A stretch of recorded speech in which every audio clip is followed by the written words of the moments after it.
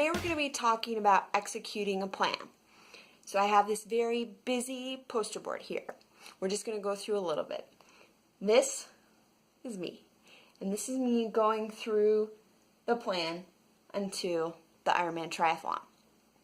So at the top of each of these blocks, I have listed the small and big milestones that we talked about last week. Underneath are different tasks needed for each milestone. So learning to swim, I had to research pools, investigate the cost of classes, budget for those classes, sign up, and then begin those classes. For the run training for the marathon, I had to pick the marathon. I had to buy a book with the training plan. I had to read up on nutrition and different running tips because I didn't have that information. And I had to register for the marathon and then begin the training plan.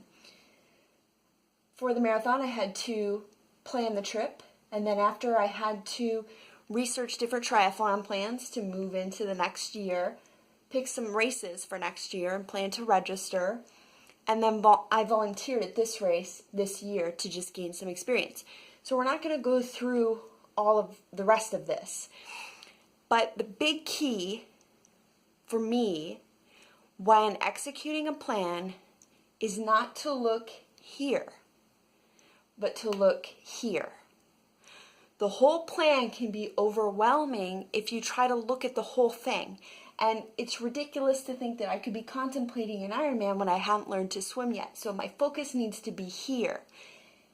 Your goal, you need to wear it like a hat or an umbrella and keep it kind of always in your mind, but your focus needs to be here. This is where you want to be, but this is what you need to do. And there's a difference.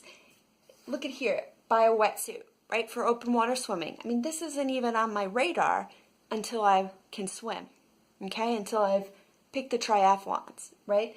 That the Ironman doesn't even appear in the plan until the end of year 2. So to be thinking about this at the beginning is almost a hindrance because it makes you feel like you can't do it because there's too many steps. So you focus on this milestone and the first task, right? I can't swim yet and I can't complete an Ironman yet, but I can research pools. I can start there.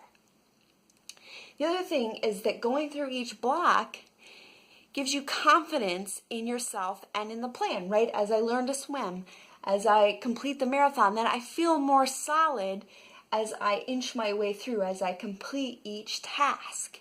It builds me up to think that, yeah, maybe I can get there, right? By the time I'm here, it's like, oh man, I'm halfway through the plan. This is great.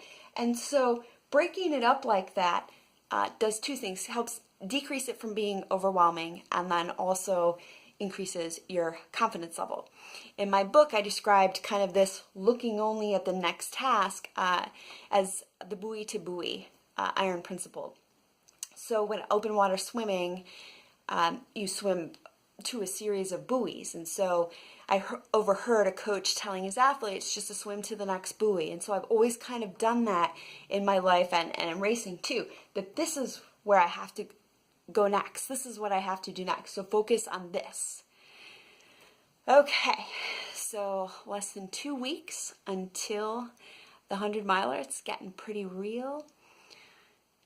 Just keep praying for me. All right, next week we'll talk about boundaries and barriers. See you then.